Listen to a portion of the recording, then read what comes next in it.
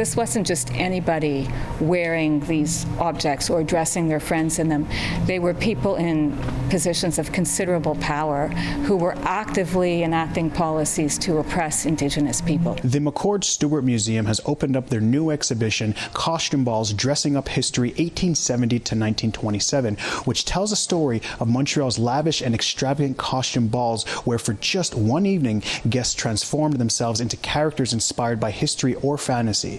Though these events took tremendous dedication and effort to display such an evening, a critical look at the way these grand events helped reinforce imperialist myths and colonial destiny is something experts hope visitors take away while visiting the exhibit. You have people dressing up in these costumes and pretending to dance at a time when Indigenous people were having their right to perform ceremonies and dance and transmit their culture. They were having all that taken away. Cynthia Cooper offers current insight into the appeal of dressing up at this historical moment where balls took place in Montreal, Quebec City, and even Ottawa as late as 1927. They're asking all participants to join them in expressing a certain vision or version of Canadian history, a sort of pageant of Canadian history that expresses very clearly who and what belongs in the past and who belongs to the present and future. With this in mind, Cooper said her and Indigenous cultures curator Jonathan Laney wanted to bridge the perspective of an often forgotten part of history. While people were having fun,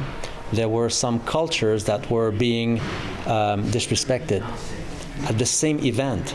Pretending they are disappearing and therefore you can actually wear them is not appropriate. Powerful figures like Hayter Reid, who advocated for residential schools, would wear native garments, a fact Laney was surprised to learn during his research. One could think, are they like wearing trophies to show that, hey, our policies are working because they're disappearing, and the evidence is that now we can wear their belongings. In collaboration with an Indigenous advisory committee, an Indigenous narrator was brought in to show visitors that these cultural values still exist and that people still need to be mindful of that today. Every year with Halloween, we still need to remind people that it's not okay to dress up as Indians, right? So it's in the popular belief or thought, I don't know, it's still there, it's still really present. It is absolutely still happening, and we would like to do our part towards educating our visitors that it does have an effect. Why is it even funny in the first place? So we want to show the historical roots of this. The exhibit runs until August 17th, 2025. In Montreal, Tehosterihens Deer, City News.